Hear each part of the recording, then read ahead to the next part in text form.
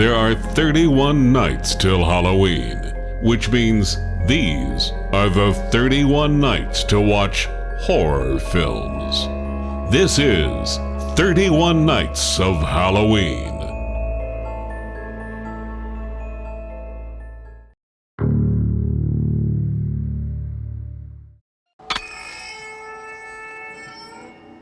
The first time I saw Texas Chainsaw Massacre, I remember thinking I was watching an actual documentary into the life of these crazy cannibals.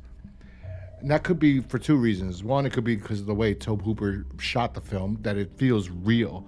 You feel like you're really, although some of the dialogue is campy between characters, it does feel very real. Or it could also be because when I rented it from Blockbuster, I believe at the time, I was told, this is based on a true story.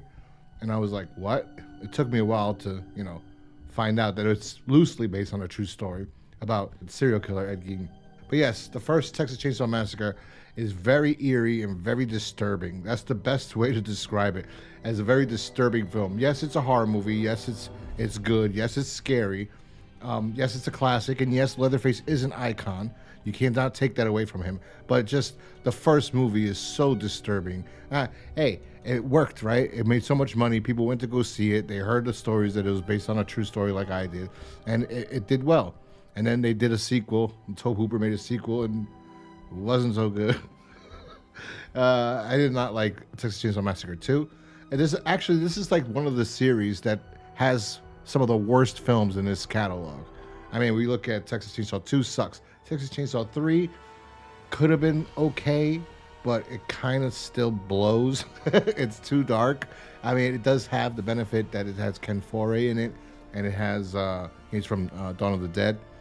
And it also, Viggo Mortensen is in it. They have a lot of, that's one of the things though. These movies are bad, but they have some good actors in it. Like I said, Viggo Mortensen's in the third one, so is Ken Foree, and so is another guy. I think he played Tom in Night of the Living Dead, 90s.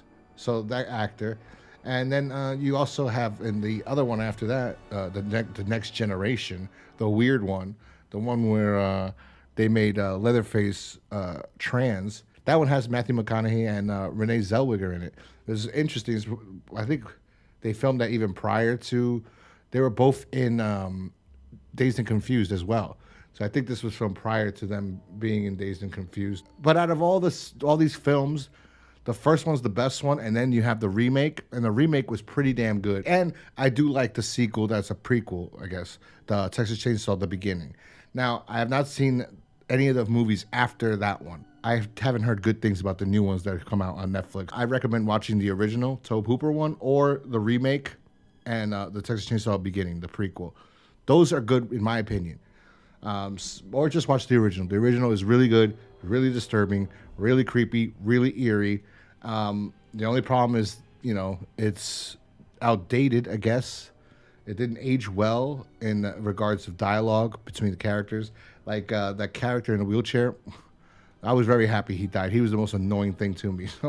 But the girl too, she's kind of annoying at the end. But who wouldn't be?